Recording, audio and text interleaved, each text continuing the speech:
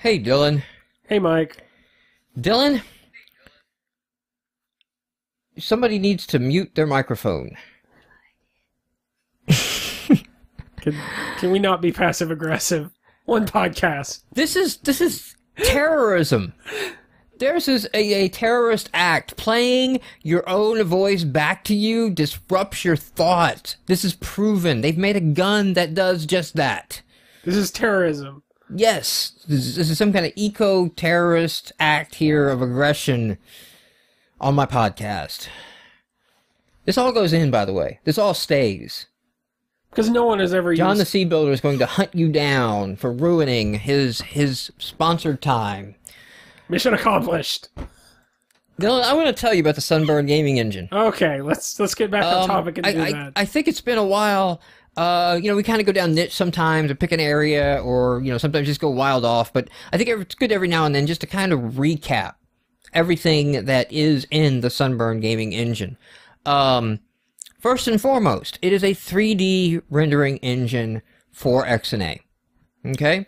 And the way that it works is you drop it in, your code, and you wire it up in a few places. You add a couple Sunburn components to your game engine. And then you have the power of the Sunburn. You let it take over a lot of your draw statement, and you hook it in a few places in your update statement. You don't have to let it take over everywhere in your draw statement. You remain in power, in charge of your code. This is not a Unity situation, to name another popular rendering engine, where you kind of have to use their engine all the time, and you can script some things and extend some things, but... If they don't support it, you can't use it. Right. You have to stick within there. And it's not so far gone down the line of, here's our gaming engine, and if you want to modify it, go download the source code. It's in between that. You use your own game's code. You use XNA that you know and love, and drop that in. But when you drop that in, you get a lot of systems that you can begin to take advantage of for free. Many around just 3D environment lighting. So you don't have to worry about static or dynamic lighting, pre-baking the lighting, multi-pass, keeping buffers, render targets, all of these things the engine will handle for you. It'll just be done. You can even launch an in-game editor that is enabled when you run your game in debug mode and you've wired it up. So you hit a key, I think it's F12, right? I believe so. I believe it's F12. You hit F12 and, a little menu pops up around your game, and you can in real time reposition lighting effects and adjust textures and load new alpha maps and everything, and even save those back to the source content and have it run through the content pipeline again, and compile it. So the ability to jump in your game and change things while it's running. If you're running down a hall and this hallway just does not look right, or you need to change the lighting here, or this bit is off, to not have to stop, exit, change code, relaunch, and get back in, to shorten that cycle means you can tweak so much faster. Also, designers on your team can get in the game. If you are fortunate enough to have game designers, 3D modelers on the team, they can get in there and fix some lighting and values without needing to involve the programmer to give them a special build and all that. So that is the core. That is the heart and soul of the Sunburn gaming engine. That's where it started. That's where it, but it has grown over time into so much more. For one thing, it runs PC, Xbox, and Windows Phone 7. So you have the same engine will hit all three for you. You don't have to worry about learning another engine for another platform. You can have your 3D rendering on the phone just as you can have it on the Xbox. They've built in things like physics. They've built in things like control input, so that you can hook into some events on these objects or use a physics system without having to find a third party or write your own on these layers. And that's a huge advantage, because sometimes getting control input handled just right can be tricky. You can get into a few things. It's not hard, but it's easy to make a mistake, and you'd rather spend time working on your game, not working on an engine at this point. So they're constantly adding new features. We've spoken in the past. There are rumors that they will be up with Windows 8 and Metro and WinRT, and they will be able to move into the future beyond XNA. Details on that I don't have. Those are rumors, but it's going it's a pretty good investment, and it's pretty approachable. I think if we get over here to the pricing matrix, I'll just pull that up. Oh, I clicked on community. The community is also huge. There is a huge resource of community submitted plugins and mods and assets and things that you can use in your game. I was trying to quickly find the pricing, but I am failing at that at the moment. That is on me. The danger of doing an ad in real time. Yeah, the danger of trying to do this all at once. It has a price. It has a price. It is royalty free. It is unlike some engines in which they will take a cut of your sales. I'm not for that. I don't think you should ever use software that is requiring, you know, I'm missing the big buy now button sitting over there. That's what I wanted. The Indie Edition is $150. So if you're already a publisher for the Windows Phone, Xbox Live Indie Games, then you can get the $150 edition. The Pro Edition is $300, and will add some more features for you, and $1,000 is if you're a really big studio, basically. And so you can use that studio level edition without paying for the studio level edition until you actually cross the line. And even then, it's $1,000. I think basically, if you're third-party published, you need to use the studio edition, and that may be it. Basically, if you're a third-party, if you're going to a third-party publisher, I'm not seeing a revenue level thing. So, nope, no revenue restrictions on any level. So you are never restricted on revenue, and they never take a cut. So that's a great thing to check out. If you'd like to learn more, go check out these guys at synapsegaming.com. All right, everyone, welcome to the show. Little slow getting started there, a little rambly in the Sunburn ad, but I think it's been a while since I've done a full Sunburn ad and run down their features, and it's good, you know, because every now and then you never know when somebody starts listening to the podcast. They don't listen to previous episodes, you know, like somebody might think we just started last week joking about Dream Build Play with grass textures and platformers, and not actually know that we've been talking about that for weeks, and linked to the article that talked about that, you know, several podcasts ago. So it's good just to rehash some of that stuff every now and then, I think. Just to remind. Just to remind where everyone. We've been, where we've been, where we're headed. Dream Build Play. We are about 2 weeks out now. So this is a crunch time. It's Magic 8 Ball says not favorable for Captain Dubstep to make this deadline. We're not dropping out, we're not giving up, but the amount left to do is large to even get a interesting gameplay video up. We might, I think I'm going to bring in Cicely as level designer now that the child is in daycare, and she's caught the yard up, and the yard doesn't look, you know, like nobody lives here. Yeah. We're no longer living in the jungle. Maybe I can get the damn cats out of my yard. Well, now they have kittens, so they're kind of cute, so you should let them in the yard. No, I want kittens. I want to kill the cats. Why is this a fight? Like, why is this a thing? There are cats that come through our yard. We don't care. It poops in my yard, and my child plays in the yard. Okay, fair point. Smaller Tune on the Sunburn was asking, didn't Steam count as a third-party publisher? I don't think so if you are self-publishing to Steam. I think Steam would be a self-publishing option. I'm a strangely dressed burglar. Yeah, strangely dressed burglar showed up in the background when Rachel did. The pajama burglar showed up. I don't think, but you can go to Steam with a publisher as well, and that may count. I'm pretty sure you could ask the Sunburn guys. Yeah, and, I think if you get on Steam, I would just give them their $1,000. I'd be like, yeah, I'm gonna make, you know, big screen TVs, titties, and 40s. That's what it's gonna be when I get on Steam. So here's your 1,000. Here's your G. I'll give you a G. You know, because that's what I'm gonna call it when I get on Steam. There'll be G's. So going on Steam, so hard. you have to use this sort of language. You have to have these sort of aspirations. You go from Steam to Cribs. That's so hard. I will hit you. Yeah. We're passive aggressive. No, I think hitting is aggressive. No, the threatening of the passive is the passive aggressive.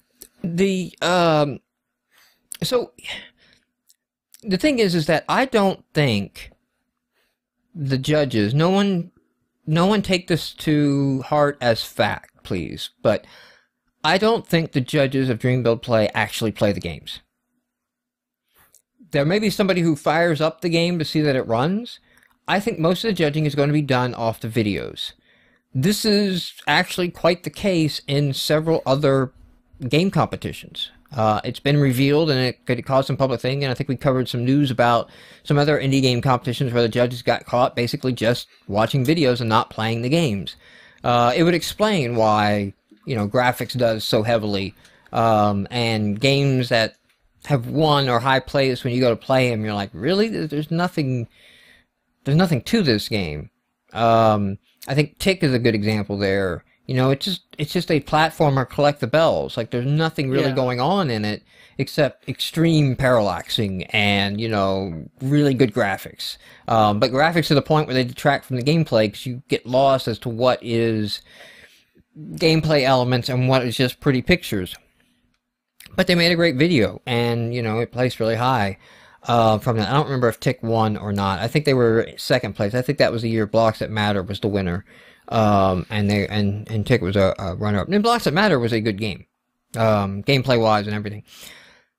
So, I say that to say that submitting a complete game, I don't think most people are doing. I think there's a lot of incomplete games going in, and just counting on the video. So we may still get something up under that guise of, you know, it's not the complete. There's no way it would be the complete game. Yeah. The game kinda, I don't want to say kinda, it grew in scope a little bit, but I don't know that it really did grow in scope because we didn't actually scope it out much earlier in the process. Yeah. Like, the scope kind of got defined once the level design was done.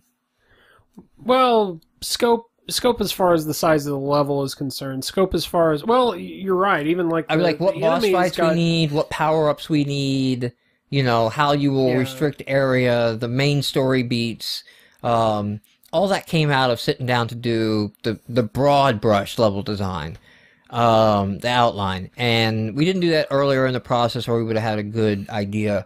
And the other thing, knocking on the door, is code stock. You know, code stock's come around the corner for me, and it's just getting to a lot of just nothing big, but you just get a lot of noise, and the daily, you know, things to do are just, you know, address this. Somebody has a question on that, you know, send that out. Very disruptive, very small, disruptive, you know, task to get done. So that kind of pulls me out. I think the artwork that Cicely's been coming up with, I don't know where or why she's been hiding this talent from us for so long, but it's really good, and so it's like, it almost raises the bar for the rest of it. So for the audio people, I raised one eyebrow. Well, I mean, I think a lot of it was probably just how we approached it, and maybe, I don't know what clicked. I mean, like, back to Draco Wing, that ship sucked ass, you know? I mean, no, but that was like blank page type of, you know. Go make me something. Like, you know, you pulled out the like I said, you pulled out the animations, and that way. But no, like, not in all of this. The boss characters are blank page. That's true, but I don't know. I think it's the little Spike kind dude of is blank page. Rockbot is blank page. You know, I mean, I didn't have much more direction on these than others. But you know, it'll be good. And I say all this is that to bring up the first news article. This is going to be a news-heavy podcast. Just getting that out there. Well, before we get off of this, I think we're kind of in the position though that as level design and coding and art kind of all comes together and gets to the same place, we don't know how much polish there is beyond, and we don't have time for that. So that's the thing. We may be able to slap something together, but we've lost the playtesting and the polish phase that I was desperately trying to, hold on to, because that's going to make the difference between placing and not. Polish. Yeah, but the great thing is we've used this time and we've used kind of this deadline to give us basically the basis of a game. Like, we are within sight. Yes, we are within sight of completion and of a pretty good thing. And there's a lot of things like I'd like to go back, like, and really spend some time on the music and, really spend some time designing some interesting platforming segments.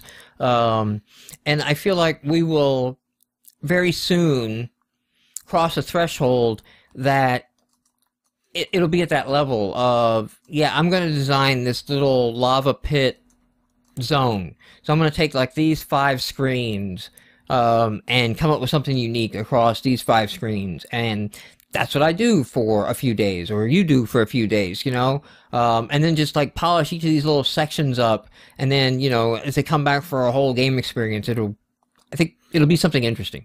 Yeah. Definitely. And the reason I was bringing all this up a lot, is that the dubstep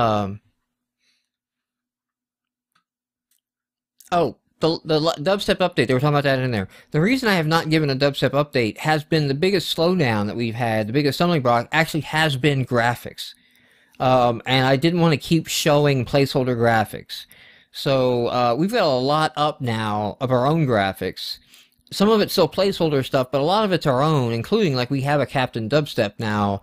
I just haven't had the time to get an update with her in there, and I don't think I should right now, because I should crunch these next 2 weeks, get a Dream Build Play video together, and submission, and then come back and we'll update the blog and everything like that. I mean, it's unfortunate, because I'm the biggest proponent of saying you need to blog your dev process because your story is big, but we're on a deadline, so... Well, the blog comes after Dream Build Play and more when we're starting to think about this as a commercial product as opposed to just a contest entry. Yeah.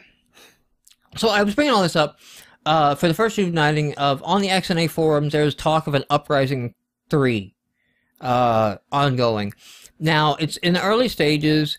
So jump in the thread, you have ideas, mention them, jump in discussion, read what some other people suggested, whether it's Xbox, PC, and Windows Phone 7, whether it's all 3, whether it's 1, what the message is. These things are still kind of being discussed, but if you're a developer listening to this podcast and you have interest in taking part in an Uprising, and this is like the summer Uprising and the winter Uprising that has taken place in the past, now's the time to start to get involved.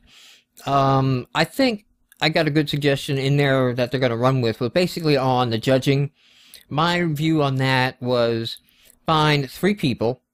I suggested get a previous Xbox Live indie dev that has gone on, like a Robert Boyd or a Nathan of Mommy's Best Games or somebody as one judge. Get an MVP as another judge, and get a member of the XNA team, if they are so in fact allowed. They may not be allowed, but if they can be allowed, But just get a judge of well-known personalities in the community, get these 3 judges, and let them go behind closed doors and argue out who should be in and who should be not. Having that conversation public, like it was in the summer Uprising, is not beneficial to the overall point of the contest, because it airs a lot of dirty laundry, and as we've seen, Kotaku and Joystick would much rather report on the dirty laundry than on the actual contest. So just take that off, and just go, hey, these guys are going to judge, they're going to judge on what they feel should be judged, and they'll hammer it out among themselves, and just take that off the public table. I have been arguing for, and I don't know if it'll stick, that the platform should be the developer's choice. Yeah. A number of developers have posted in there that they've said it's easy to port to PC. And I've said, no, it's not easy to port to PC. that you have to think about more than just, does it run? It would be nice if Yes, because XNA is cross-platform, you could just release it across the board, but that's not really... You have to rethink control input schemes. Depending on if you've used networking or Xbox Live services, you have to recode those things. They don't exist there. You have to build installers. You have to deal with the installers and get those set up. I mentioned sound because of the Xbox's dedicated sound hardware. The way Captain Dubstep works is all music plays all the time, even because the dub gun, the wub wub wub gun, is synced with the audio. That sound effect is playing all the time, and it's just tweaking on the volume on or off as to whether you hear it or not. But I can get up 200 simultaneous clips running in memory without a hit because Xbox has dedicated sound hardware made for fast processing of sound. Who even gets a dedicated sound card anymore? Yeah, it's all built into the motherboard. I have all this extra sound equipment, and I have a couple sound cards, but they're not even made for game audio. Like, a game audio could not use the sound cards that I have because they're not those kinds of sound cards anymore. They're professional recording equipment sound cards. So the way we've done it on there is not just a case of don't use exact. We don't have the hardware there anymore. I don't know how that's going to perform it on what PCs. And then we've also run into just weird XNA issues. If you plug in your second monitor, your frame rate drops from a nice 60 to 20 frames per second just for plugging in the monitor to your laptop port. Now, is that something we can fix or not? Probably not. But as a PC game, that's going to be something in our forums. That's going to be something that gamers are going to mention. So you get the wide array, and we're in reach mode. I toggled the reach flag on us just to keep the PC option open much longer so that we knew if the day came in which we needed to break reach, we were very careful about doing such. Yeah. So that we could run on more PC platforms, because I would like to be on PC platforms, because that is the goal at one point. But I also think control input, the game would have to be played with a keyboard and mouse. Controller would be an option. You'd have to have that option. But you have to have a keyboard and option mount. You have to have remappable controls, I think, on there, because some people are going to want to use arrow keys, some people are going to want to use WASD. So some people are going to want to remap their keys to their funky new controller. Yeah, you may even want controllers or gamepads that aren't Microsoft Xbox gamepads. Correct. So you'll need a programmable control pad thing. So there's a lot of complexity that is not just a bang-it-out thing. And if this Uprising is done in the winter, I think we could put Captain Dubstep in the running to be considered for the winter Uprising and say, yes, we will... The winter will be the true release of Captain Dubstep. Yeah. How we play it out and how we go, I don't know. At this point, Kickstarter is still an option to me. I still think we could get this to a nice polished point of a game and say, hey, I want to kickstart this because I want voice actors and I want Skillrex to do my soundtrack, and I want to go for the brass ring. I want a $50,000 Kickstarter because I want to take this and get some assets and access to, people to create some things that I would not have access to otherwise. This is not a finish the game Kickstarter. This is not make it happen. No, it's already going to happen. It's already happened, So Kickstarter, if it doesn't happen, you still got a game. Right. If it doesn't happen, we still have a game, but I want the brass ring. I want to take the shot, that's an option down the road. And if we do Kickstarter, we're damn sure PC releasing. Yeah. Because that's just required, on that. So, check that out. Check out the Uprising. Speaking of Xbox Live Indie games, Microsoft recently announced a price frequency change. So now you can change your games every week. You can change the price once a week now on Xbox Live Indie games. I don't think that is useful in any way, shape, or form. Because the market has already been pressed down to the lowest price point. The reason you would want to change your price for a week is a sale. Yeah. And I don't think at this point... It might encourage experimentation, but... But you would have to get so many people to raise their price back up so that sales would be meaningful, that I don't think that's going to happen. Because I don't even think a lot of them are even going to come back or check out the service or do anything or bother. And then also the second problem that is not fixed is that the dashboard lists are calculated on units sold, not revenue. So the best selling on the Xbox is really the number, not the cash volume. So if you sell a $5 game, that counts as one unit. If you sell a $1 game, that counts as 1 unit. So if you sell $5 worth of the $1 game, you get 5 entries when they should really be both the same for that list. Otherwise, it's encouraging, this race to the bottom. They didn't add back $10 price points. They didn't add back. But it is interestingly enough, Microsoft doing something to support. It's not a huge thing, but it's still more.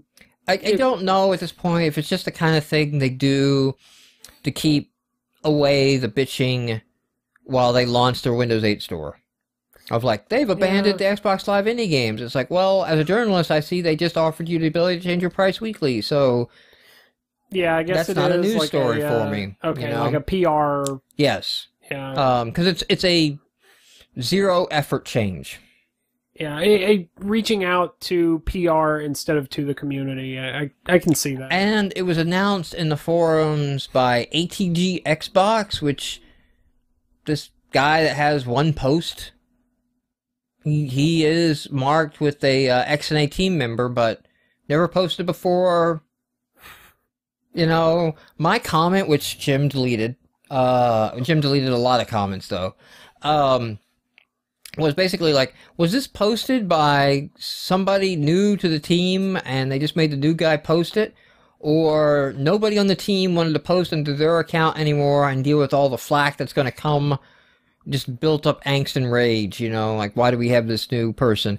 And I think somebody DM'd me that, there's like a new guy had in the team to be project manager or something like that. It's like, well, great.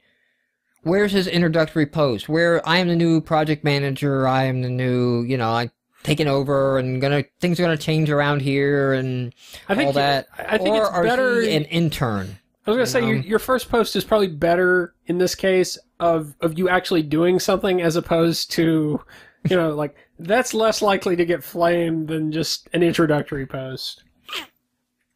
Also in the XNA forums, there was a post that's got a lot of tweets of tips on getting your game onto Steam. And basically the tips were, this comes from an interview that these guys got with Valve on some tips on getting onto Steam. And really, quality is king.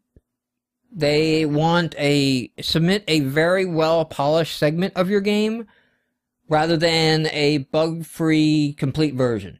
So they basically know that you will get to a bug-free, polished, complete version, but they need to see what you're capable of doing. So no programmer art, no rough mock-ups, no none of that. You need to have a very well-polished, playable demo of the game before you contact them. They are getting slammed by a lot of requests to be on Steam, obviously, so this is going to get you higher odds of being looked at and not just passed over. I think they did say, like, keep it within 15 minutes. Like, really, they only play 15 minutes, if that. And also, I think it was interesting, they implied Steam is trying to make the process more transparent, but... Yeah, they just have a lot to do. So, yeah, you jumped the gun on the bullet points there, but sell your game, essentially is... Throw the bullet points. Sell your game points 1 and 2 are to have positive press and reviews on the game, like it's out there, people are already playing it, or checking it out, or have seen demos and things like that to link to. And then sell your game part 2 is in the email, basically make a one-sheet dossier of your game, of here are some screenshots, here are the controls that you need to go, here's the basic thing that you need to know when you sign. So it's like, you just read this one email, see these few things, you can launch the game and play it immediately, like it's elevator pitch level. They don't need to be clicking links, going to sites to find out more information on your game. Don't worry about pricing. Steam knows pricing. They have tons of data, and they will help you set the price of your game. Don't go in and suggest a price or even bother worried about it. If Steam likes your game, they will tell you what your game should be priced at that can be successful on the game, and they have a ton of data on this. Yeah, and Xbox price does not necessarily matter, I think was what got brought up at some point in the thread. Yeah, they did say, like, the interviewers interpreted that as your really good $1 Xbox Live game may sell at $3 on the PC. Be patient. They are bombarded and taking a lot of time. Fun trumps all, so make sure the game, is fun. That's the most important thing to them. And that's where they were talking about you have around 15 minutes to make an impact, and 99% of all titles get considerably less time than that. So, they're also being bombarded by, like, Minesweeper clones and MS Paint memory games and just junk. That to me, that surprises me, but that does not surprise me at all, seeing what's on Kickstarter. That's this is in the XNA forums. This is in the App Hub forums, is where you can find this. I will have a link in show notes to that. But that pretty much recaps the entire article. They do have a link out, I think, to their interview from that post. So now on to more Microsoft news. Coming up with Visual Studio 11. Visual Studio Express will only be able to make Metro apps. I think there's also going to be a web-based edition. Eventually, not at launch. Not at launch, okay. Not at launch. So there will be... Oh, crap, that sucked. There will be a Visual Studio at launch that will only make Metro apps, and then there will be a web thing that will make, like, HTML and JavaScript. But there will no longer be a generic C++, the one you can download. All the things you can do with Visual Studio Express now, forget it. It's not going to be there. You're either going to make Metro or nothing. I think this is just another reason that I have no interest in Windows 8, and this is going to be a huge flop, because they are going considerably backwards on what the Express products used to be. And as someone who got out and evangelized for Microsoft and spoke on Microsoft and runs game development groups, it was very powerful for me to walk in that room and tell everyone, everything I'm showing you today is free. You can go get it right now. Well, now they have said that Visual Studio 2010, that download will stick around, and I'm betting that gets used a lot more than 2011, But, I mean, I don't think this is them trying to cripple the Express edition of the product. I would bet this is them trying to push Metro. I think that's the stupid logic. I think the logic is if we take away the features for anything but Metro, then they're such dumb idiots they have to have their Visual Studio, they'll just write Metro apps. And it's like, no, they will go to Unity. They will go to Unreal SDK. They will, the Unreal Development Kit. They will go monogame.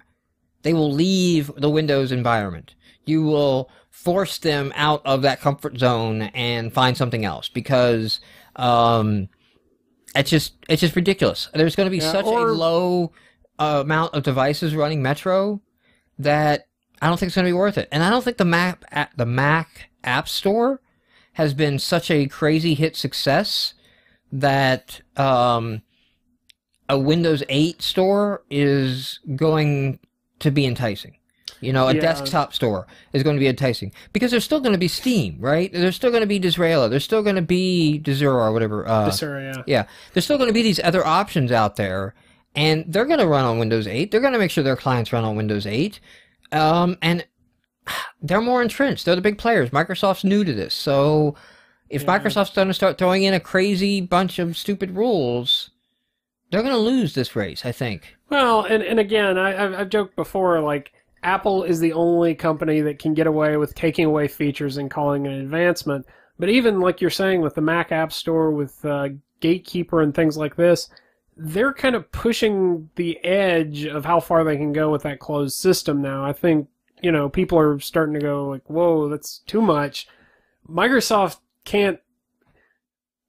would do better to stay where they are and just wait for the pendulum to swing back the other way than to try to I think all of this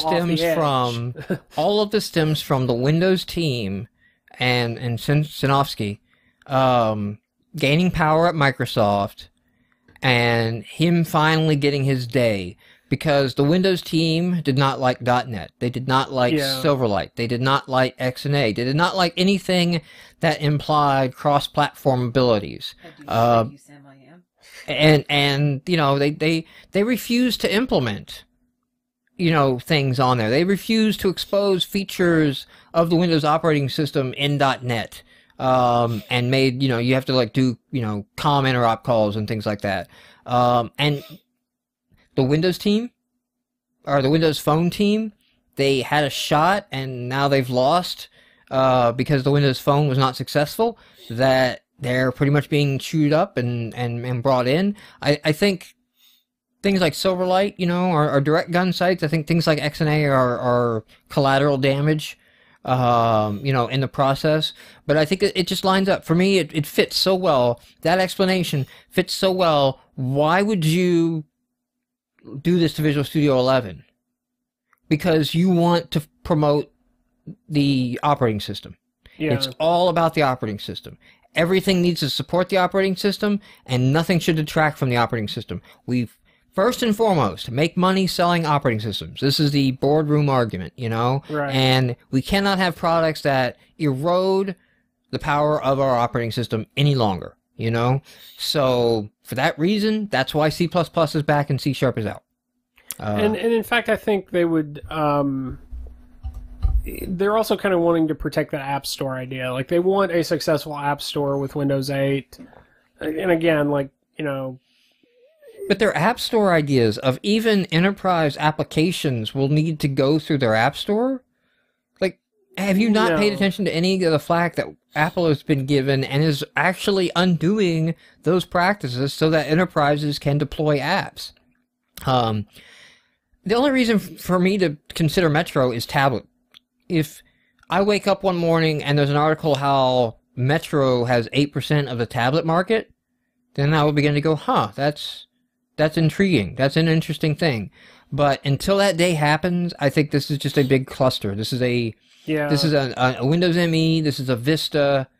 This is going to be a giant mistake that they back out of in Windows 9. If I was still doing like Linux-based web development, or, you know, PHP or Python or something, instead of doing .NET, I would probably start considering, like, how's those Linux desktop, you know, how's that looking now?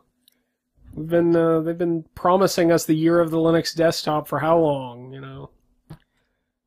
The official Xbox magazine, for their Indieverse column, decided to pull a page from GameMarx and just go ahead and cover sex and indie games, so you get all that sweet Google juice of people trying to find sex and indie games. So they actually have a wrap-up on, you know, wonderful titles like Don't Die Dateless Dummy and Shooter Date, the Virtual Attraction series, you know, the Dungeon games, the Who Did I Date Last Night was on there, Avatar Connection, Call Me, and even Avatar Massage Online, which I feel kind of let down by them because they didn't report on any of the wonderful J-Force Games forum drama of how he's attacked developers who have attacked him for doing this, because I don't know if they ever released their big game project that they had, you know, were funding. That was always the excuse, is we're doing these crap shovelware games to fund this awesome game. I remember what you're talking about. And you just need to accept it and support our crap game for our awesome game. And it's like, if you spent 3 years in development on an Xbox Live Indie game, you are doing it wrong. You fucked up. That's you're never going to recoup that, ever. So, I thought that was worth pointing out. Joyride Turbo. Joyride is the Kinect game in which you drive a car. It's the Kinect racing game, and they've done a couple of these. But now, they're basically re-releasing the Joyride games with the Joyride tracks. This isn't a whole new thing. It's re-release of those games without Kinect support. Basically, they've gone to controller. That does not bode well for the success of Kinect games. Have you tried these games? I'm just curious, like... I have Kinect Joyride. I think that was one that was given the Christmas the year we got the Kinect. How are the controls? Oh, they're shitty. That may the Kinect controls, the Kinect controls suck, yeah.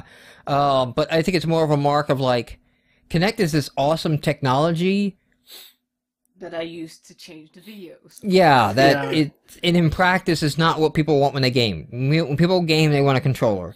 That the controller is a much more expressive and complete gaming device than waving my hands around and jumping around. Like, that's good for some stupid party games, but that's it.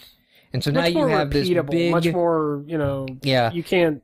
You have this big, expensive dongle, essentially, that is sold well. Everybody bought these Kinect units, but the games aren't selling. So it's like they microcosmed Wii inside of like 6 months, you know? Like, they went through the entire Nintendo Wii cycle without the years of sellouts of Wiis. Well, it's kind of like the Wii was the first one on the scene, like, you know, on as far as motion gaming goes.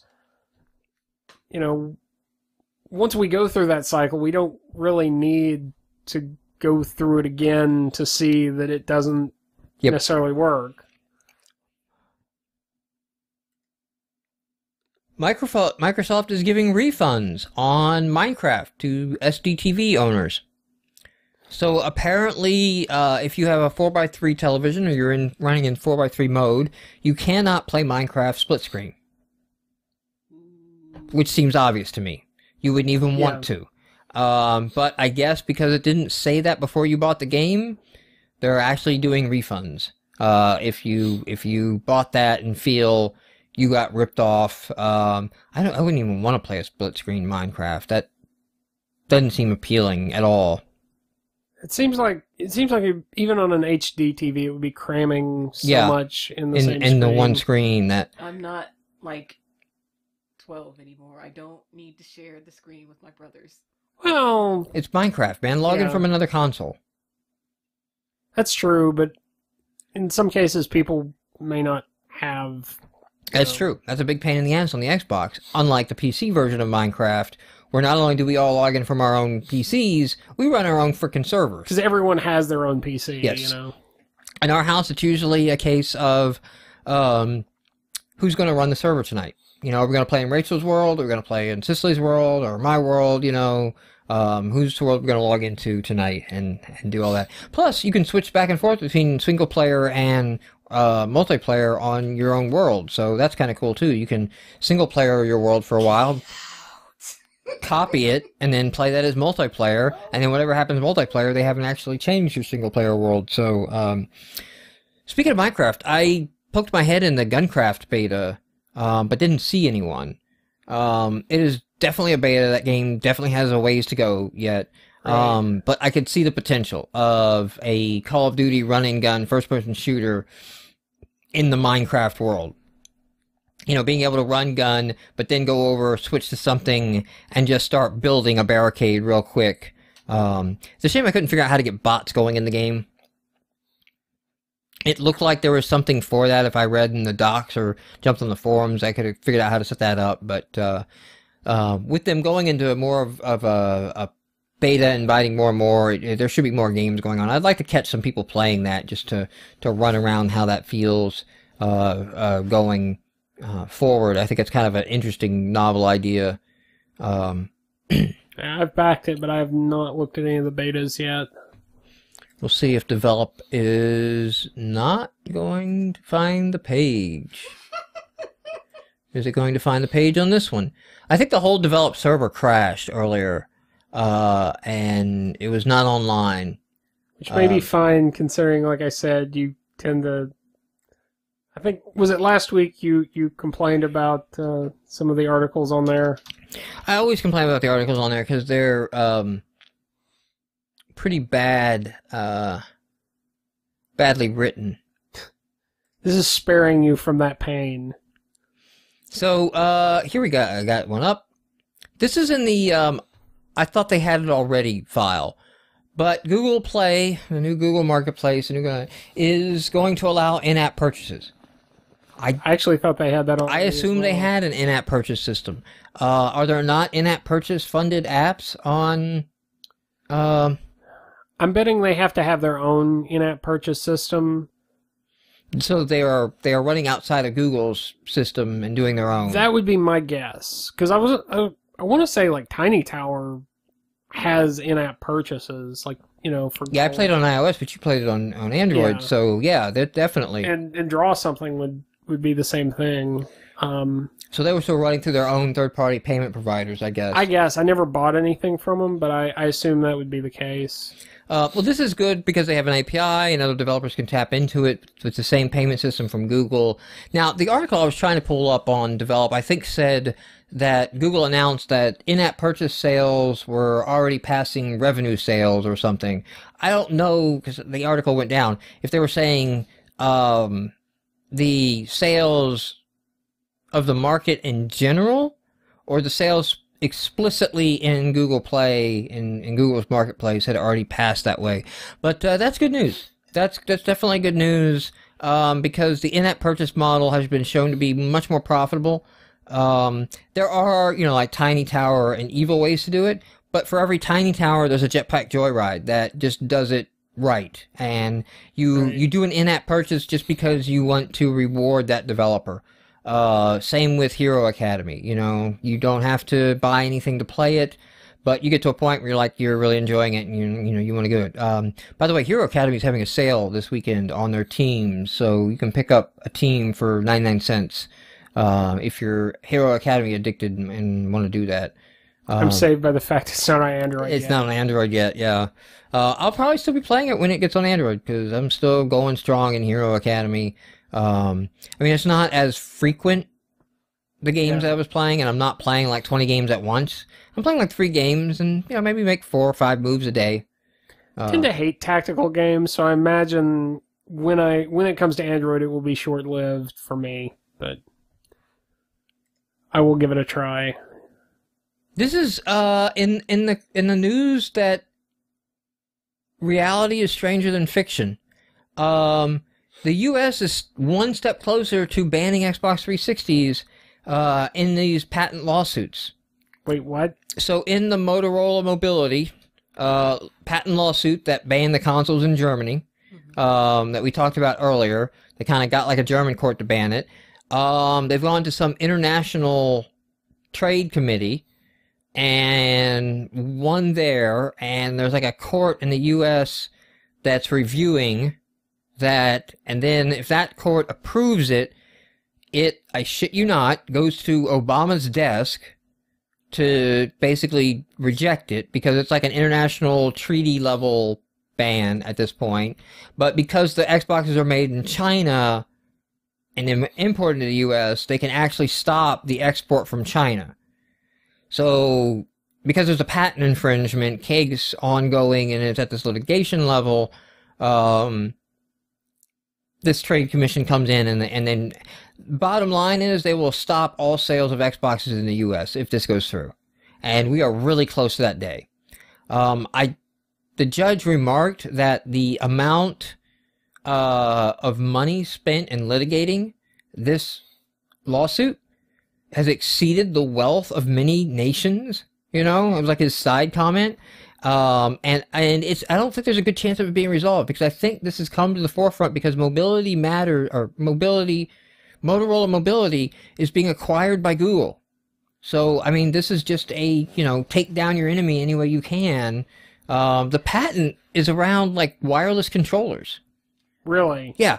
Wait, would that affect all wireless controllers or just... It should. I was going to say... It should, well, I think Microsoft, they may be licensed in other cases. Microsoft's complaint is that they attempted to extort a higher rate out of Microsoft for licensing the technology. Right. And then Motorola's defense to that is it was negotiations, but once Microsoft sued, they lost the right of negotiating.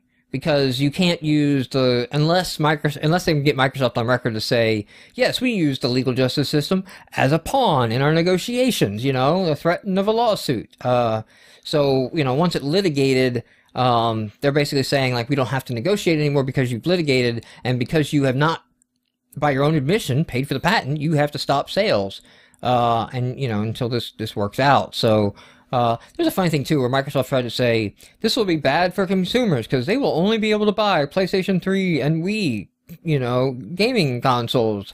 And the judge is like, That still sounds like competition. So, yeah. Yeah. You know, intellectual property rights are more important than somebody can only buy a Wii.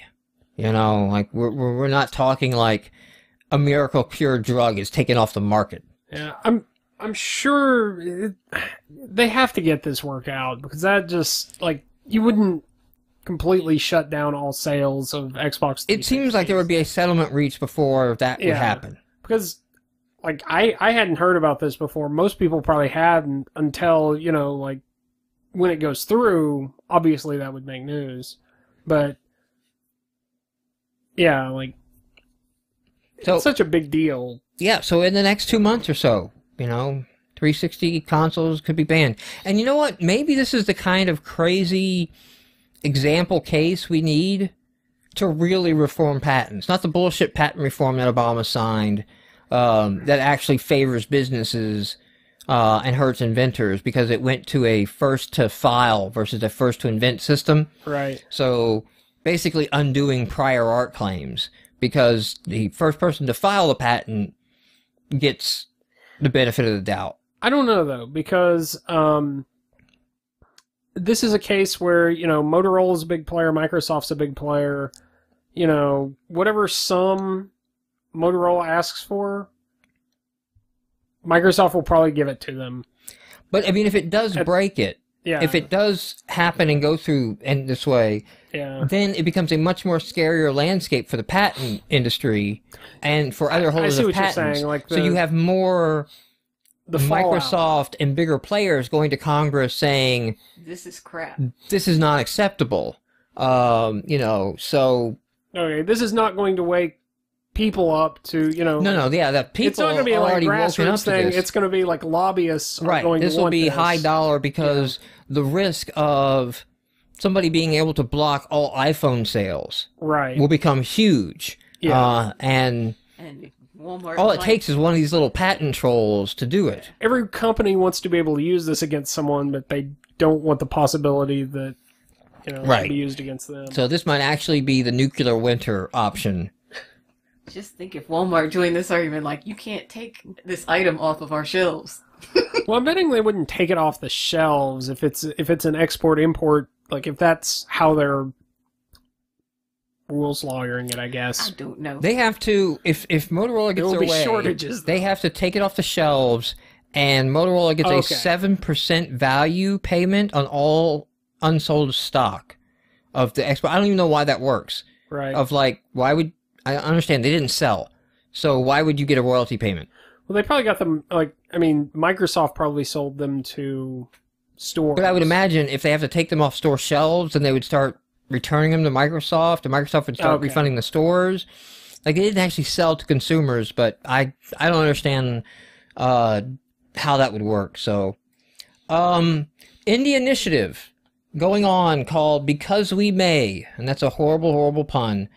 Is for the month of May, a whole bunch of independent developers who have independent games published on Steam and other platforms are dropping their prices in sort of a protest / show of support to marketplaces that allow them to adjust their own pricing. So, like they don't call out by name, but like on Microsoft, on Sony's PlayStation, things where the publisher or the platform holder dictates pricing, they're basically saying, like, that model has to change. And the developers have to be free to change their pricing. Because some games have been forced to be priced higher than the developer wanted, and they didn't feel that their game did as well as it could have because it was overpriced. But they had no control on this because it has to be a $60 Xbox game. It has to be $40 on demand. It has to be $20 for an XBLA download or a $15 download. And these are the prices set by Microsoft, not by the developers. So, upshot of that is going to Steam. It was like 101 games on sale on Steam this weekend for that. So, and some of them are crazy. So, like, the Sid Meier's Game of the Year edition, I picked up for $12. Yes, that was a bad impulse buy. I don't have time to play that game, and I for damn sure... I have time to play games. I for damn sure don't have time to be playing up Sid 5. because Civ 5 is one of those games that you play That's game. like the weekend after Code Stop. Yeah, that's like an entire weekend was dedicated to one game of Civilization. It's like people in Civilization, I think you play it 2-3 times max, and then you're done. But you're good because you had like 60 hours of gameplay. But that Game of the Year edition is like $12 right now, so it's thrown on my list of Steam. Speaking of games played recently, I played Roost, which is the guys who did Machinarium. This was in a Humble Bundle recently, but when I was bundle crazy, I had gotten it through some bundle because I already had it. If you like Machinarium, this is kind of cool to see the predecessor of it, but it is not nearly as good as Machinarium. It is not nearly as involved and complex. It's really just a screen that you click a bunch of things on.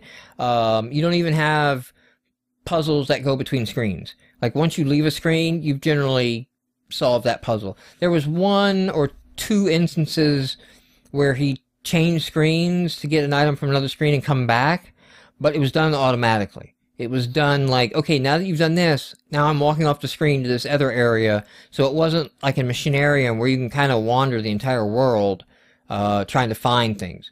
But it does have that cute art style. It does have that sort of narrative woven in without dialogue, without actually telling you what the narrative is. You pick up on it. Had some cute moments.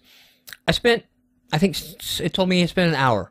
Played the whole game in an hour. So, it was a good hour. It was a good hour spent. It was a nice, good chunk of content for an hour. I love it when people refer to content. It's like, it's good content.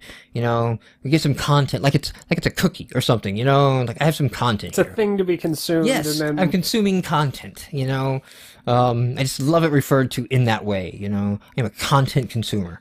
I don't know. It just seems so weird and abstract to me. I've also been playing Dragon Warrior on the NES because as I've hooked up the NES in the bedroom, and as I've been going back through NES games, basically to mine ideas for Captain Dubstep of what was going on in that area, or in that era, and what we may and may not borrow from which games. I've been playing back through some of them over again that I either didn't finish at the time or, didn't play a whole lot of. So those mostly involved Ghosts and Goblins, which is a shit game. I do not understand how that ever became popular. Like, as a kid, I don't think I ever made it past the first stage. Yeah. Going back and playing it as an adult, I got further. That is such a boring ass basic. It's hard to even call it a platform because it rarely has platforms in it. It's a scroll to the right and jump, and it's just bullshit deaths and shitty coding and awful mechanics of timing. I don't understand how Ghosts and Goblins became a thing. Like, this is an ass game. I played You have to consider Legacy of what the Wizard. there was. Legacy of the Wizard. I never understood what the fuck was going on. This is one of people and stepped on people, but nobody died, and then he didn't die. I'm just like, what the hell? Well, that was when I played as the dog. The dog is a monster. So this is a action RPG dungeon crawler. I guess you could say this is one of the first dungeon crawlers, and it has a fucking vast dungeon. I've never really figured out what the hell you were supposed to be doing, finding or collecting, because it is so insanely hard in some of the difficulty areas and stuff like that. But it's like a NES version of Diablo, of like, battle through the 20 levels of hell. But you get like 4 or 5 characters. So you have a brother and a sister, a mom and a father, a dog. Yes. So you have 5 characters that are playable. Each one of them have different stats. One jumps higher than the other. Some can use things that push blocks and all that. And they just leave the house and they go into the dungeon, and then you can get to somewhere and you find items and things like that. And I think you're trying to find like 4 crowns or something to then unleash the dragon, and then you can kill it. Or you can get the 4 crowns to get the sword to kill the dragon or something. Never made it that far. And as an adult, not much further. Like, basically what you do is on the game is you go in and you play as the dog, because the monsters think the dog is a monster, so they don't give damage to the dog. Although he can't jump for shit, so it really limits how far he can get. And then you just explore what the dog can explore, because every time you bring down a player, they die. And if you don't make it back out of the dungeon, back up to the surface, into the house, you know, the Tristan, if you will, you don't save. So if you die in there, it just goes back to the last time you left the house. So I really never had a save moment. I was going to say, this may be one of those games that's better played on like an emulator where you can save state. Yes, this is definitely a save state game. But I've been playing these things on the NES because, you know, the controller and just the old school feel. But Dragon Warrior. The original NES Dragon Warrior. I put that in, and then it came back to me.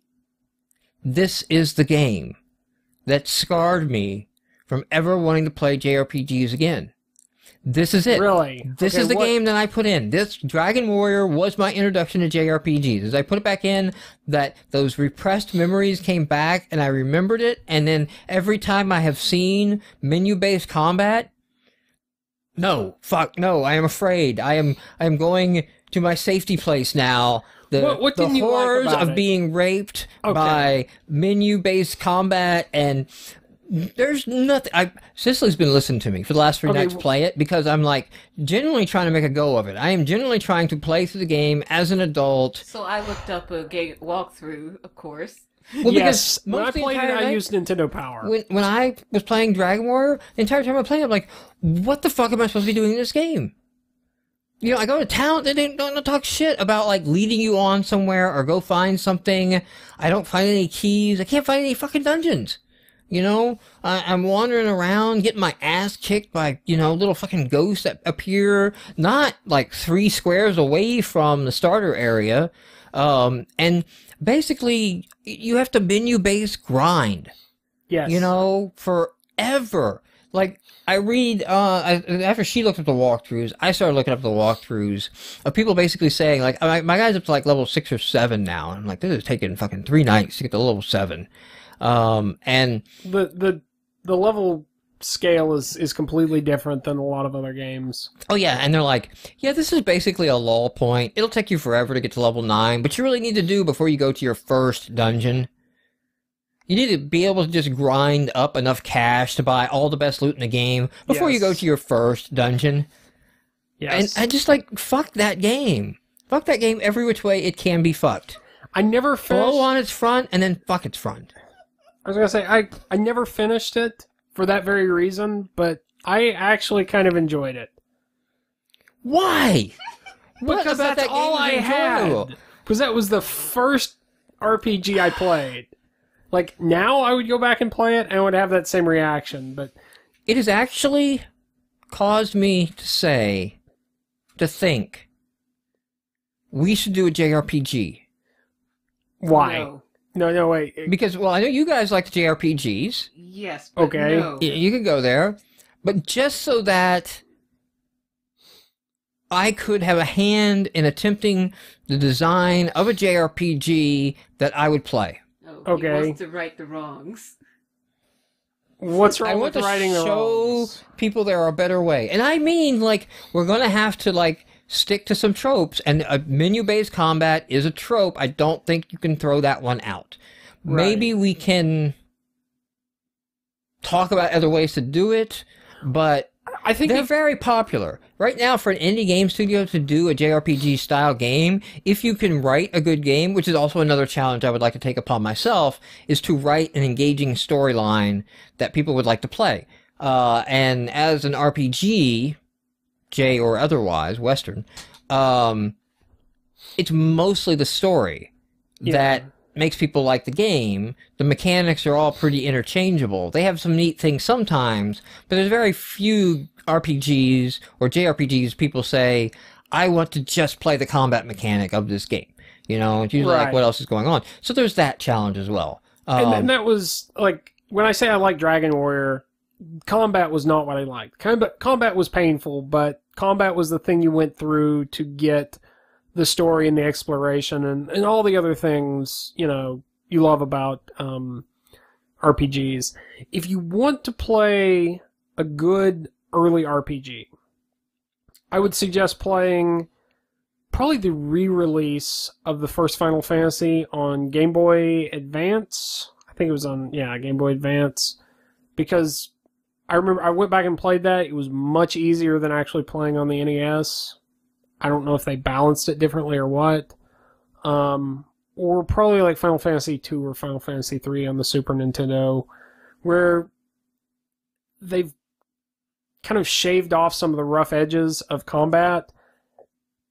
And as I remember, Final Fantasy 1 wasn't as bad as Dragon Warrior, but still had some annoying things like if you input all your characters' attacks at the same time, and if two people attacked the same monster and one of them killed it, the other attack was just useless. It got wasted. I don't know. I think in some of the later Final Fantasy games, later Nintendo era Final Fantasy games, I want to say actually have things like you can choose whether the menu remembers your last position in combat or whether it starts back over at fight.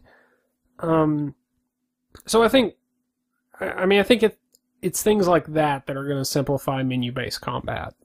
Having the tricks and the workarounds. Yeah, there's tricks, but there's also like and this is other conversations we can have of just like sitting down and rethinking the entire thing, because I think the appeal, and it doesn't appeal to me, but the appeal of the menu-based combat is not the menus, it is the turn-taking, and that combat is not button mashing or reflex based. It is that it's a very paced and deliberate thing. So if we can somehow recreate the deliberate pace of combat to where you actually, combat's paused and I have a moment to decide what I'm going to do, and I'm not rushed, and I can take my time and do my spells and check mana levels if I want,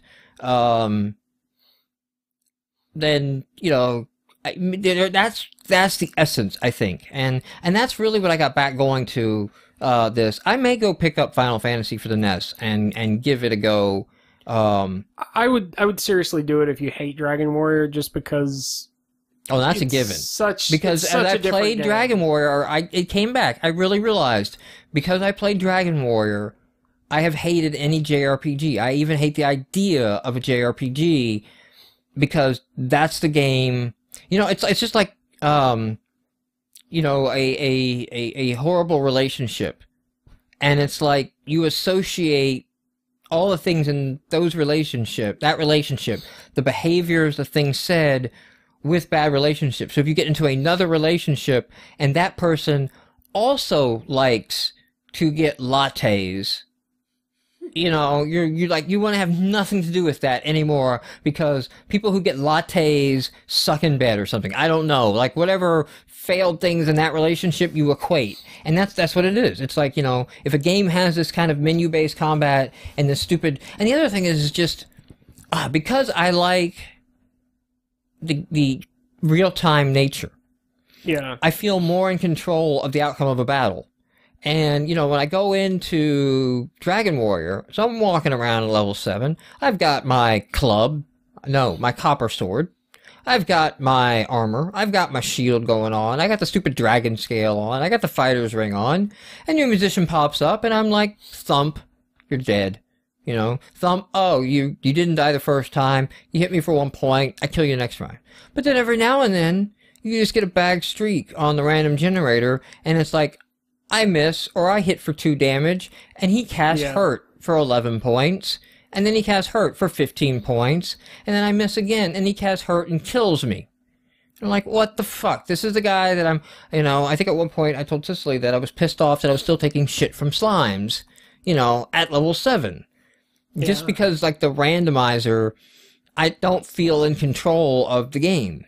And some of that is your game mechanics, because I think, and I'm not 100% sure on this, but I get the impression that a lot of early games had like an attack and defense value, and there wasn't as much chance of missing like there is in, say, a Dungeons & Dragons, where you have a definitive 2-hit roll and then you have a definitive damage roll, and they're affected different ways. And another thing, like, if you're thinking about that sort of mechanic, you may also want to... I don't know, did you ever play Final Fantasy 12? No. No. Final Fantasy 12 has sort of a... Final Fantasy 13? Is that what we played? That's the one. Final Fantasy 12 is not Final Fantasy 13. Oh, no. That's the only Final Fantasy I've ever played. Oh, okay. You definitely owe it to yourself to go back and play 1, 2, or 3. 12. 12 actually has a system where there's menu-based combat, but it is open world, so you never really, as I remember. It's being described in chat by Georgia Tech grad as offline MMO. Yes, but the idea is you can hook up your characters with like this. I can't remember what they were called. I think it was Gambit or something like that. It was some There's a weird whole term. chart that I have. It was a lot. It was actually vaguely like what I remember Dragon Age doing, except I think it was a little more like, if life is below 40%, then cast this. If like, and you could build out. That might be one way to go. Could you do like the same thing in like Skyrim? Doesn't Skyrim have some of that, or no? Skyrim, no, not really. You don't have any control over you don't have a lot of control over your allies. Okay. Like they'll do the same thing as you if you're sneaking, but they can also go off and. Because that was one real nice thing about Dragon Age. Yeah. Was the ability to just let your party do stuff, ability to script your party, or ability to actually jump in and control any individual unit. And I think if you take that and you apply that to a JRPG, like an old school JRPG, that may be what you need. Also, something like WoW, where when you run a command or something, your character just keeps doing that. You know, as long as it's like basic attack or something like that, or you shift stance or form or something like that. Something that takes effect and can cycle without you having to do anything. So I mean, there's a lot of places we could draw from. 2 other news items just to get back on track here and wrap up. There's a mobile game survey done by Game Developer Magazine, which is kind of like the paid version of Gamasutra, and so Gamasutra basically revealed some stats on there. Essentially, was that Unity. 53% of the devs reported they use Unity. And then the second was 39%, 40% or so, write their own engine. So that's kind of how the engine breakdown was. Is there overlap in these numbers? I don't know about the engine, but there was overlap in the platform with 94.6% target iOS, followed by 70% target Android, followed by 8% target Windows Phone 7. Do you notice that drop off? Yes. And there would be overlap because that was releasing their games for platform. So the bulk are hitting iOS and then iOS and Android. And then, like, did you say this was a mobile survey? It was mobile developer survey. All right. So it was limited to mobile developers. Then 2% for BlackBerry, 2% for Symbian, Samsung Bada got 1.4. And then they broke down the iOS version. There was some comments about the stats and, that kind of thing. But, yeah, Smiler2 hits my point there. Windows Phone 7 doesn't support Unity. And that is costing them big time. That is what that stat says. That stat says basically 70% of the developers go ahead and just pay the extra $400 to buy the Android version of Unity and kick it out. Or, even, I mean, if 40% are doing their own custom engines, they're porting their custom engine, for that stat to bear out. So, that, they're not surprising, but it's good to see those numbers kind of reassure what we all kind of assume to be the truth. Last bit of news here. This was kind of weird. GameStop is announcing it's opening its annual conference to consumers. I didn't even know they had an annual conference. It's like a manager's conference. So all the GameStop managers conference come and they get to see the new games coming out over the year and things like that. So it's kind of like a private screening E3 for GameStop employees. Plan your marketing, what they're doing, what's coming up, what's going out. But it's going to be like $35 for general admission. There'll be a $100 VIP admission. It's only like half a day. It's only like a 5 or 6 hours worth of presentation. So it's not like a multi-long conference. It's not like E3. Yeah, but the fact that they're opening it up is interesting, and I don't know if it's an attempt to expand revenue lines, or is it an attempt of a broader initiative that they're testing the waters with, of like, let's make GameStop beyond more than the used game store sales and the disc sales. Let's make GameStop be a place where gamers can come in. Basically, another penny arcade expo. Let's, you know. It seems weird that they would be trying to do that with a conference because, like, you said it was $35. It's half a day. Well, that's the start. That's the start. Yeah. Yeah. My guess is they're not picking like location and venue based on, you know, what you choose to get a consumer to. I think what they're thinking is, or the thinking that line is, I don't know that it's their thinking, is that you would do this, and if you sell an X number of tickets to the consumers, there is interest to begin planning a venue, planning a multi-day, planning, you know, a GameStop convention. I wonder if it also goes the other direction in the sense that they get feedback, like, it actually encourages, you know, gamers, and obviously if you're traveling to this and paying the money to get in for a half-day convention, you're pretty hardcore about this, to kind of get that feedback so it's not like an echo chamber of, you know... I'm assuming these are pitches from publishers. I would assume that they had the publishers there. I don't think the publishers would send them naked demo discs they could just run. Right. But the publishers are already doing this because there's been an annual GameStop conference, but it's been for GameStop employees only. Right. Kickstarter. Kickstarter hit the comics this week. There was an XK CD comic on Kickstarter. I'll just link to these in show notes. And then also Penny Arcade had a Kickstarter comment up, and then I'll link to this as well if you've not followed this or something like that. There is a Shitstarter Tumblr, and essentially they just post failed funding projects that were just horrible ideas that got no funding. So it doesn't post in process funding. It waits till they're done. I think it would be much more interesting to post them when they get posted, because then it's kind of like, make a call, you know, like make a call like, this is garbage and will not get funded. And then like have like, we're right so much percentage of the time, which also would be interesting on Kickstarter itself, of like, okay, like if this site over here can set up and tell you which ones are just total shit and is accurate 98% of the time, maybe you need to start filtering these.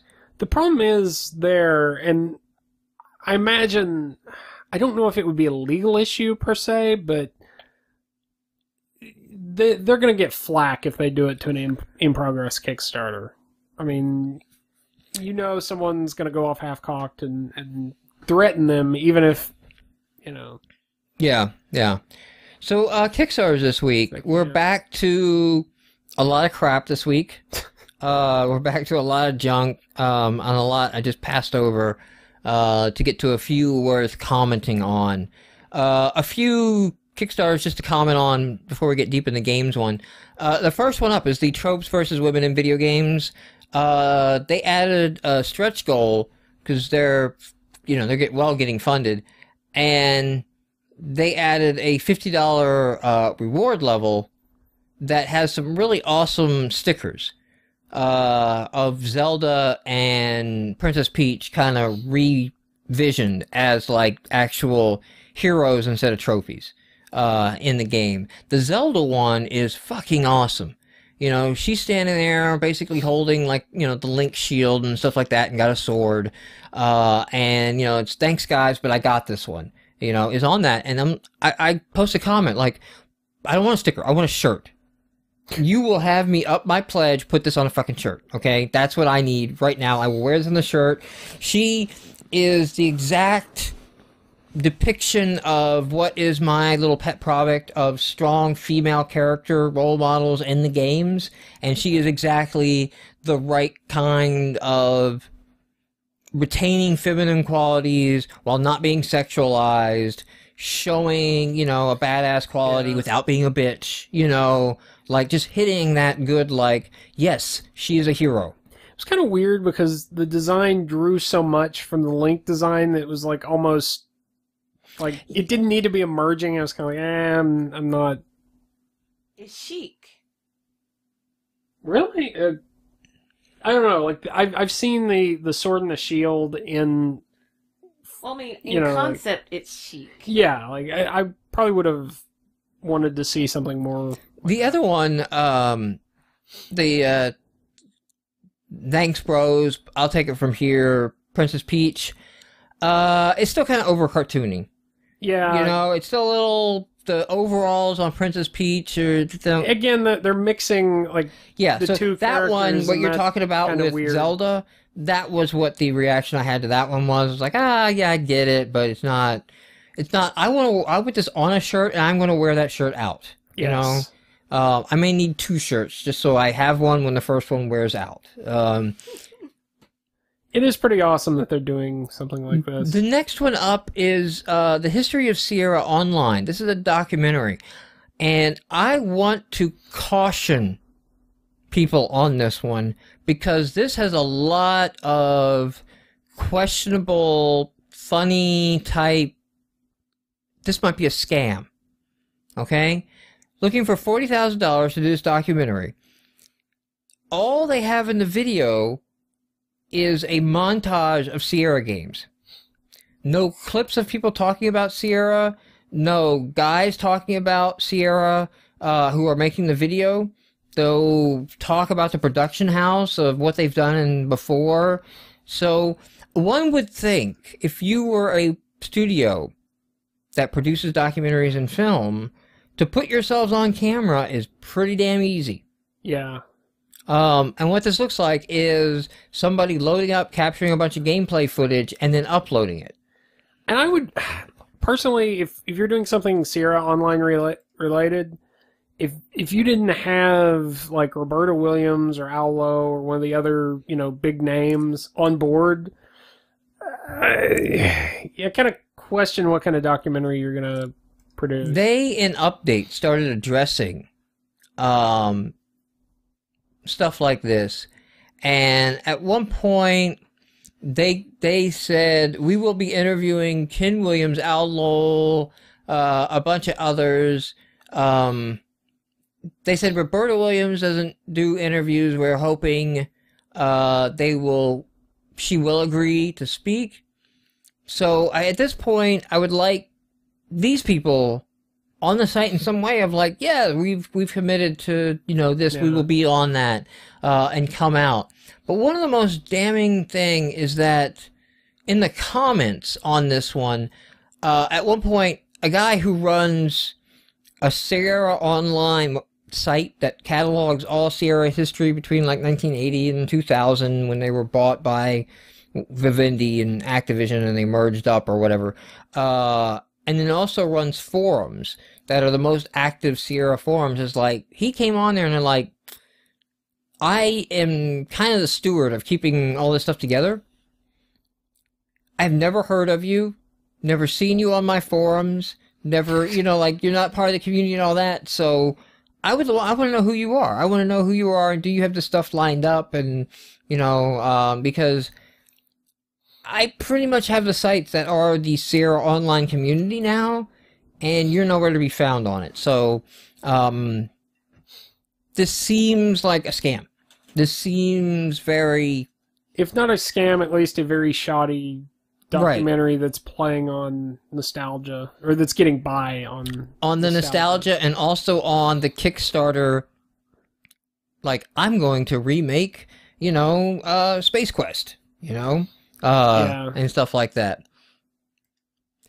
Our first one up this week for video game Kickstarters is Vacant Sky Awakening, Reinventing Classical RPGs. And this one is... I was going to say it. This is the token JRPG of the week. If you're into JRPGs, as I know some of you out there are, and you're looking to kickstart one, this one looks to have a good gameplay demo down. Looks to have, you know, your JRPG tropes. Also, seems to have a story going on. It was a little cliched in the video. That doesn't mean the gameplay, you know, the story actually is cliched. It's just a lot of the dialogue said, well, it was cliched lines and well worn out tropes. But that said, the voice acting did sound pretty good.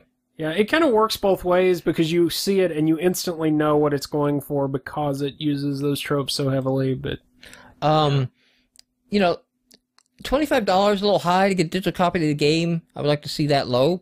On there, it's like a $15, $10 price point, and then upsell from there. But it is asking for $20,000, which I think is a fair amount, you know, for a Kickstarter type game of like, yes, you got your game up, you're going, $20,000 is a good target. You're not trying to, we're going to set it at $5 and take everything you give us, you know, Mark. So I think that's a good one if, in fact, you are interested in there. The next one I have up is Zombie Cruise. iOS game. I don't predict it's going to be successful. The idea is like you play on a cruise ship with zombies, but you're a DJ, so like you remix music to attract the mosh pit zombies or something like that. The reason I point it out is really over the top done video. So they don't have gameplay footage in the video. They kind of do this little movie-esque, like we're going to introduce the cast by rolling around and doing this slow credits thing of like, here's the DJ guys. These aren't even like the way it is in game though, unfortunately. It would have been the better if like there was some kind of quick time events or something going on, you know? Yeah, that's good. It's got some kind of sexualized thing going on. You get some shots of some obviously models. Like they even come up to one and like, these are the bimbos in the game. They're called bimbos, so you know. At least they're being honest. Yeah. Yeah, they are. So it you know, I mean the pitch has a lot of charm to it, but the game kind of being there will be a PC version. I guess I'm wrong on that. Okay, I thought this was iOS, but there will be a PC version. But the gameplay, you know, doesn't hold up to the quality of the pitch video in that. Sorry, didn't mean for that to go out. And, you know, it's kind of a basic top-down, is what it appears to be gameplay. Almost top-down, maybe stealth game from looking at it, because it's kind of a, you know, distract the zombies here. Maybe you out-and-out kill them later, but, see, the way it looks is that it's going to be an iOS game. I guess the touch controls on screen is what made me think that. Embers of Ceres Investor Prototype. This one I don't understand. It's almost launched the funding very quickly out of the gate. Now that said, was this one of them that had a $10,000 pledge? This did. This had a $10,000 pledge, which, you know, is about half their pledge came from one $10,000 backer. But it may be, this is some community-driven MMO. So, like, the community is trying to develop an MMO, and they talk about having, like, 50 people on the project. No one's getting paid on the project. This is to buy middleware, to pitch the game. And there seems to be a bunch of people who are like, we're building the game, the MMO that we wish people would build, but nobody ever does because, you know, they don't get the vision. Like I said, I don't understand the funding on this because MMO and $25,000 is not enough, but all they're trying to do is to get an investor prototype together so they can get money from investors to make the game. In which case I ask, well, then what are you kickstarting? You know? It seems like they're just trying to get that middleware, like you said, but I don't know. Next game that I marked got a lot of funding out of the gate, but it kind of stalled after a few days. This is Eco, XEKO, and I think I'm saying that right because it was a Pokemon card game for getting the message out there of like a Greenpeace environmentalist type message using Pokemon cards. And they were working on getting the game out there, and it was really popular and successful. And they don't name the companies, but they kind of hint at, like, Starbucks had signed on that you would buy the game or play the game in Starbucks. So really kind of good marketing on their part, because it's like, it's a good crossover. You know, Starbucks, if people walk into Starbucks and, you know, they're there, you see this eco-friendly version of Pokemon, you might have a right crossover game there. And then, they don't say Starbucks, but whoever it was pulled the game. Right? And then the publisher got nervous and pulled the publishing, and it just kind of died and got lost and abandoned everything. And essentially someone got back the rights to the game and contacted the original creator and said, hey, guess what? I got in this bankruptcy procedure Eco. Do you want to go ahead and go forward with this project again? You know, we can do this. So now it is coming back to life as a video game project. So they're going at it as a video game. Because of the roots and who's backing it and some of the environmentalists who have shown interest in the project and backed the research of the project and things like that, I think it launched fairly quickly, but they want $250,000 because I think they're at square one with needing to hire an entire team. Yeah, to develop the game. From Right. So going from card game, where their skills were, to going to video game, they need to hire an entire team, and it's slowed down. So I don't know if it'll make it or not, but I thought that was worth pointing out. Like I said, this was a slow week. Next game I'm pointing out because this will be the week's token.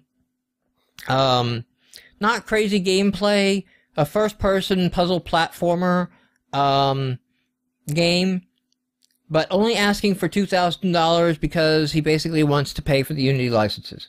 So he's like, hey, I want to finish this and get this out there, and I need to buy some software licenses, and that is Unity. So, I mean, looking at it, it's sort of a, you know, you got a crossbow that you use to kind of, you know, get different arrows that do different things and solve platforming puzzles in first-person view.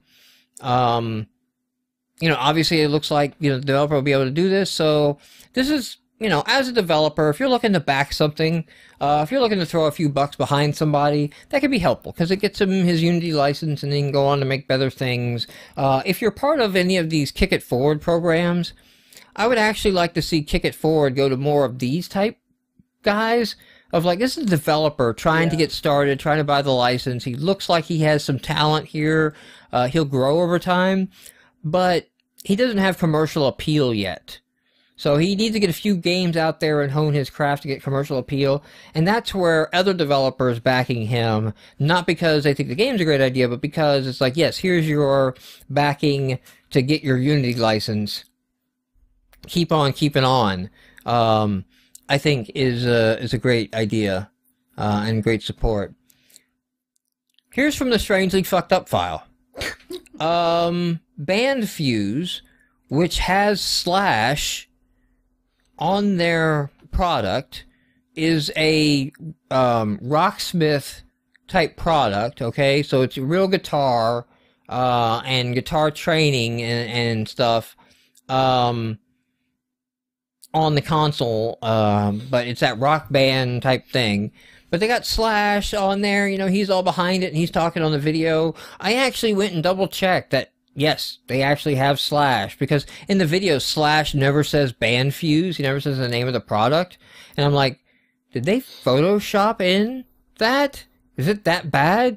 But no, I found YouTube videos of him talking about it at their conferences and things like that. So no, this is legit, this is on and up.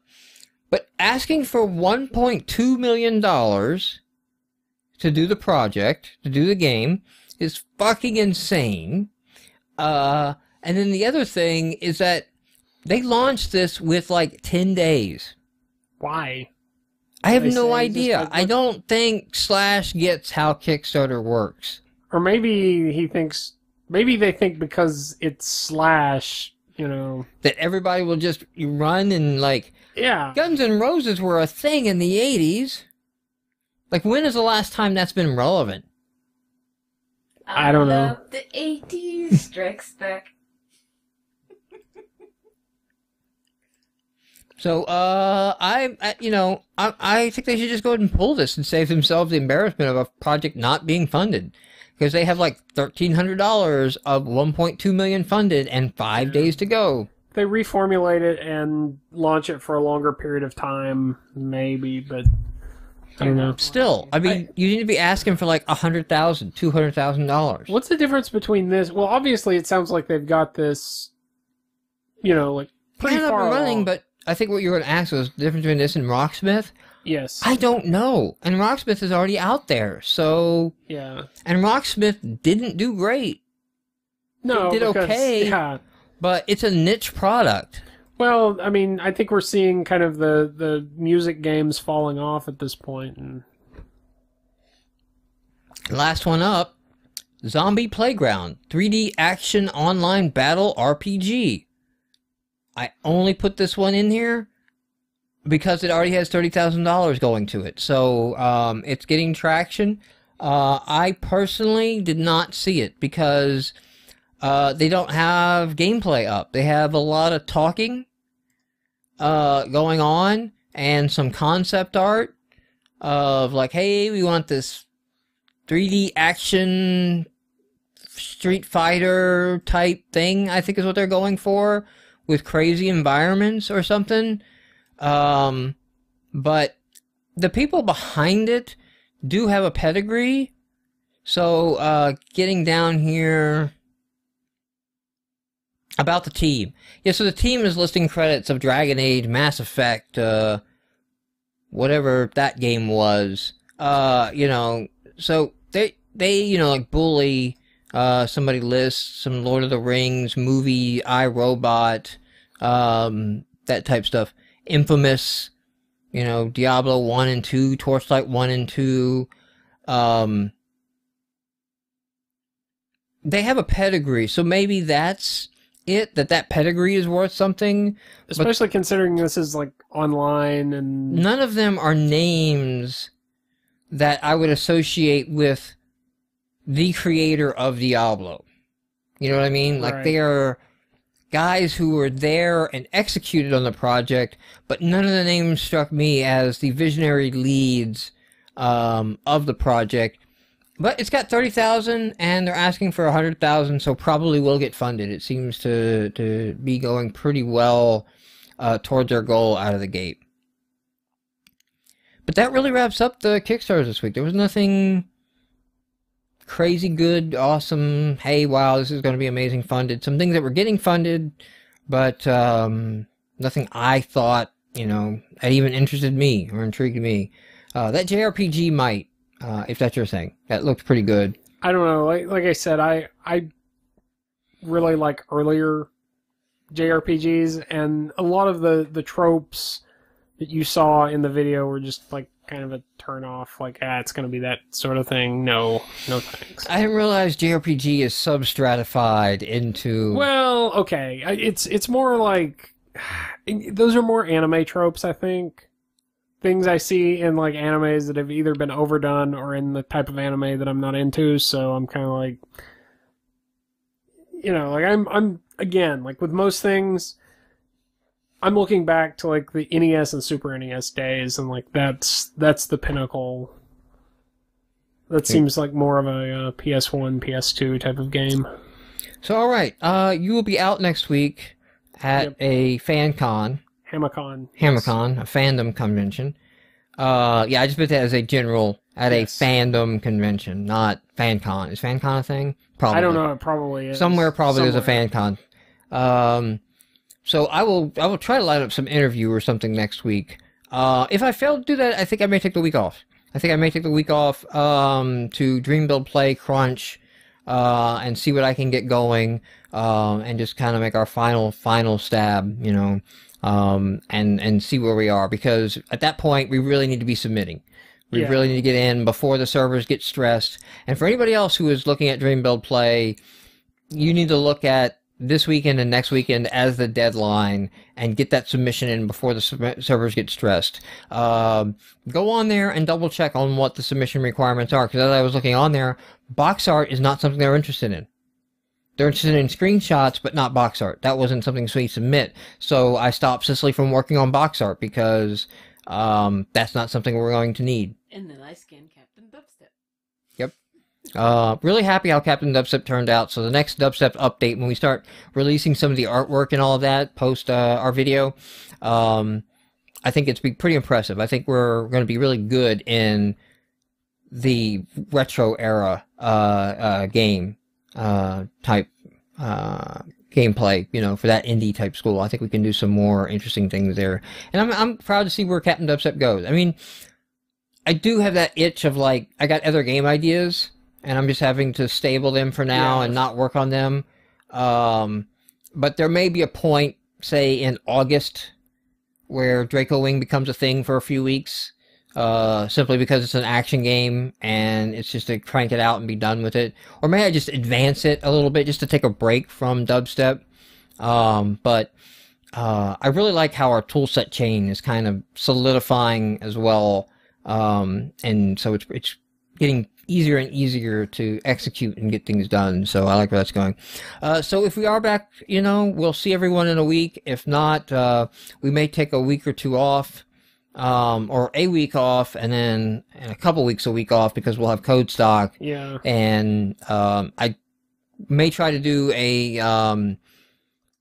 XNA podcast at code stock. I just have to play that by ear and see how that works out. That's always a crapshoot as to whether or not I can get that together, but we may get together some XNA MVPs and see where that goes. Thank you everyone who tunes in on the live show. Thank you everyone who watches us on YouTube, and thanks for everyone who downloads the audio podcast. By the way, the audio podcast is the most produced version.